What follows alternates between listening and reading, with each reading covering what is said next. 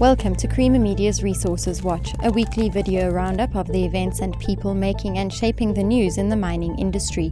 This week, Coal of Africa Limited says Southern Africa's coking coal could rival Australia's.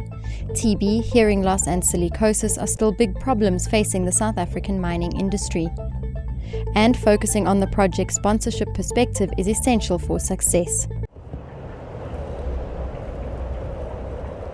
Southern Africa's treasure chest of scarce coking coal could rival that of Australia's rich endowment, provided the governments of the region work constructively to reap the potential job creation and wealth creation rewards. Australia now supplying 2/3 of the world's market, which is about 170 million tonnes per annum. But certainly if you take Mozambique, which is being touted as the next Queensland in many articles, and you add the potential for at Limpopo, and our assets now that we're referring to, and you add Zimbabwe in Zimbabwe terms, you're talking there potentially anything up to 50 plus. When you add the three together, then you're looking at something really significant.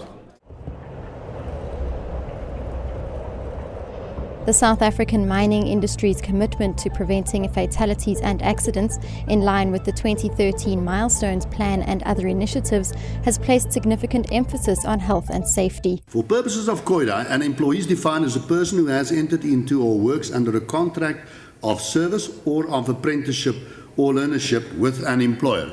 A number of people may be included in that definition, as well as a person provided by a labour broker against payment to the client, and then also in the case of a deceased employee, meaning the dependents of such person. The definition is important because an employee is covered under the legislation, and in certain cases, if the employee is covered in terms of the legislation, then the employee cannot sue the employer, because COIDA establishes a system of statutory insurance. The implementation of an integrated project methodology to interlink a company's strategy phases with its project and operation phases will lead to project success, says author Rory Burke. Okay, this book is aimed at the project sponsor, whereas the other books I've written are aimed at the project manager. The importance of the sponsor is that they're the owner of the project, and therefore, or the owner of the business case where the project is the implementation of, and they precede the project. So it's important that the client gets their strategy right for the project to be successful.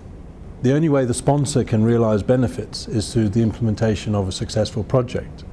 And the project managers, they have a different focus where they're looking inward at their build method to complete their success factors on time, on budget. But the sponsor is looking for getting a return on their investment by taking the project into the market.